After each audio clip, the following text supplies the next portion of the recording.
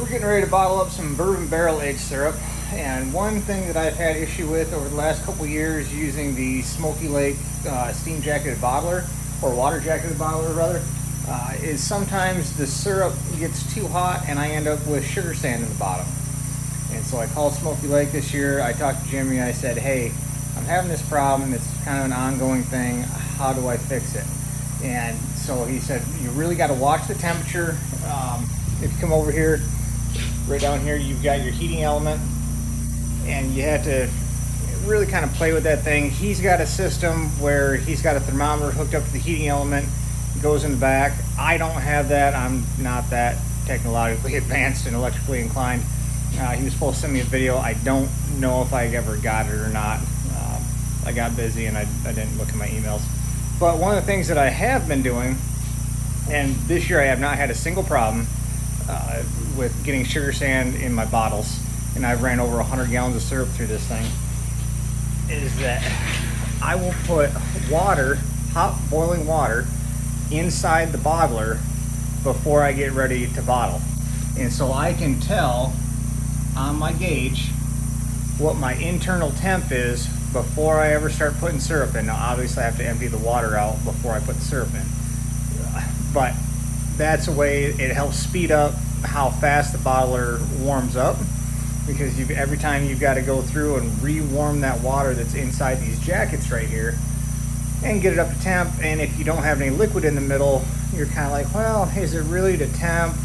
You know, where are we sitting at? So if you put some boiling water in there, that helps bring that temperature up, and it helps you have a little bit better control over it. Now I've got, I think, about 8 gallons in there.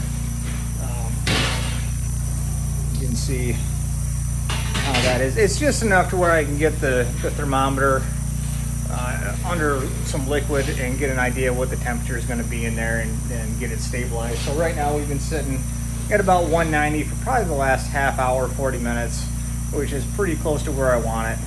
Because sometimes the syrup comes in, maybe it's not quite that warm.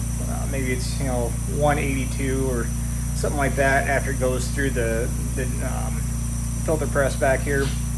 And so coming through the line, if it's not going real fast, it can lose some temp, and I've had some issue with that as well, where you're getting down, you're trying to bottle it and you're maybe at 178 and it's dropping. You got to put it back in the warming pan, warm it back up, and so that can be a hassle. I've had to do that this year too, where it wasn't keeping it up to temp. And the issue with this thing, with the heat element, that I did not realize, and what Jimmy told me and explained it to me, is that if you let that run for a while, it boils the water underneath the syrup, and that's where your sugar sand's coming from. And I did not realize that. So if you're having an issue with your bottler, you're wondering, why am I getting sugar sand in my syrup? That may be the issue, and especially if you're trying to heat your syrup up using that element. It's only supposed to keep it warm.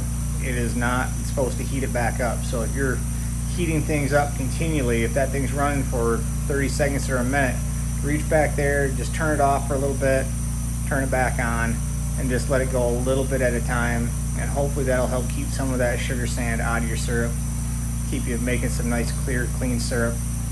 And here's some of the stuff that I've made this year, nice and clear and clean. This has been our best year yet. I have not had a single problem, which has been great, because I've had to rebottle syrup in the last several years, and that is a gigantic pain. So I hope this helps you all out. Happy syruping. We'll see you next time.